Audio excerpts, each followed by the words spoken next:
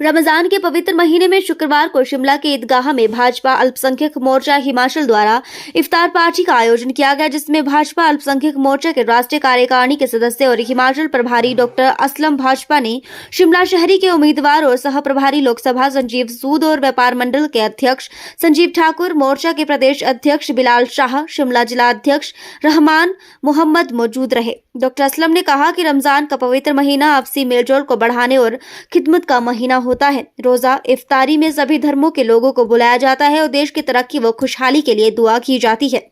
देश में अमन चैन की फिक्र करने के लिए सभी दुआ करते हैं। उन्होंने कहा कि कांग्रेस ने हमेशा मुसलमानों को वोट बैंक के लिए इस्तेमाल किया है। उन्होंने कहा कि मुस्लिम वर्ग को कांग्रेस हमेशा गुमराह करती है और यही कारण है कि आज कांग्रेस कहीं नहीं दिख रही। उन्होंने कहा कि हिमाचल प्रदेश में भी सुखू सरकार से जनता परेशान है, क्योंकि ये सरकार केवल पोस्टर वाली सरकार है, न कि विकास की।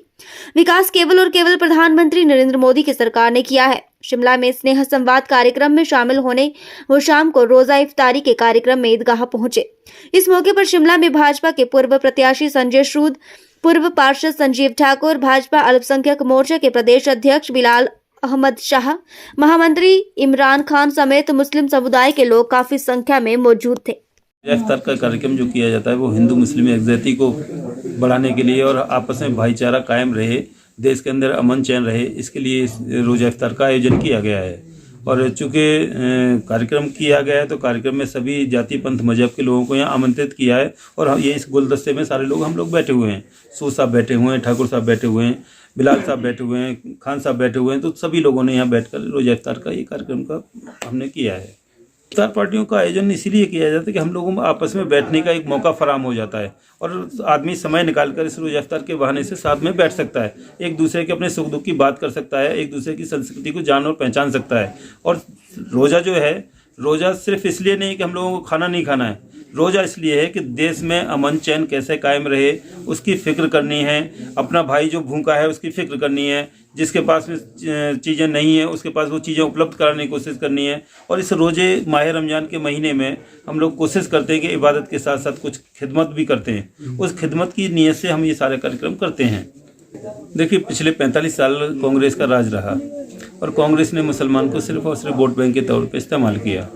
मुस्लिम समाज बड़ा भोला भाला समाज है, दिल से फैसले लेने वाला समाज है, इसलिए उसके दिल से खेलते हुए 45 साल कांग्रेस ने निकाले और आज उन्हीं मुसलमानों की बद्दुआ से आज कांग्रेस ही ख़त्म हो गई।